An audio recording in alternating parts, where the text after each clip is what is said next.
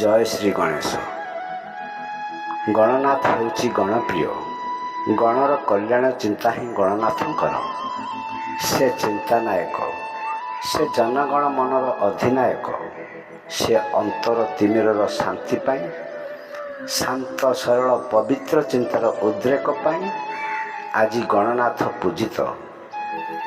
ଗଣେଶଙ୍କ ରୂପ ବିଷୟରେ କୁହାଯାଏ ଯେ ପାର୍ବତୀ ନିଜ ଦେହର ମଳକୁଟୀର ପିତୁଳାଟିଏ କରି ଜୀବନ୍ୟାସ ଦେଲେ।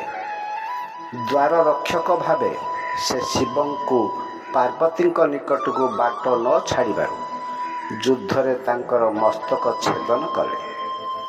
ପାର୍ବତୀ ପୁତ୍ର ଶୋକ ହେବାରୁ ହାତୀର ମୁଣ୍ଡ କାଟି ଆଣି ଲଗାଇ ଦେଲେ। ଏହି ଭାଦ୍ରବ ମାସ ଶୁକ୍ଳପକ୍ଷ ଚତୁର୍ଥୀରେ ପିତାଙ୍କ ଦ୍ୱାରା ଗଜାନନ ହୋଇଥିଲେ। ତାଙ୍କର ପୂର୍ବମୁଣ୍ଡ ନାରିକେଳ ରୂପ ଧାରଣ କଲା। ଏହା ପୂର୍ଣ୍ଣ କୁମ୍ଭ ଉପରେ ରଖି ସର୍ବ ଶୁଭ କାର୍ଯ୍ୟରେ ଗଣନାଥଙ୍କ ପ୍ରତୀକ ବୋଲି ପୂଜା କରାଯାଏ। ଦ୍ରାବିଡ଼ମାନଙ୍କ ଅଭୀଷ୍ଟ ଦେବତା ହେଉଛନ୍ତି ଗଣେଶ। ଆର୍ଯ୍ୟମାନେ ସେମାନଙ୍କ ଠାରୁ ଗଣେଶଙ୍କ ମହତ୍ତ୍ୱ ଧାରଣା କଲେ। ଗଣେଶ ଆଦିଦେବ ରୂପେ ପୂଜିତ। ଗଣେଶ ବ୍ରହ୍ମଚାରୀ, ସିଦ୍ଧ ଆଉ ବୁଦ୍ଧ। ଶ୍ରୀକ୍ଷେତ୍ରରେ ଚତୁର୍ଥା ମୂର୍ତ୍ତିର କଳ୍ପନା ହେଉଛି ଚାରି ବେଦରୁ।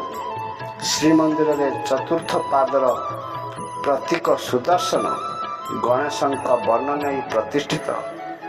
ସ୍ନାନ ପୂର୍ଣ୍ଣିମା ଦିନ ଗଣେଶ ରୂପର ପ୍ରତୀକ ଦେଖିବାକୁ ମିଳେ।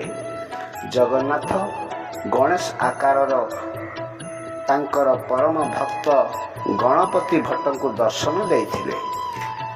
ଶ୍ରୀ ଗଣେଶ ପୂଜା ପିଲାମାନେ କରନ୍ତି।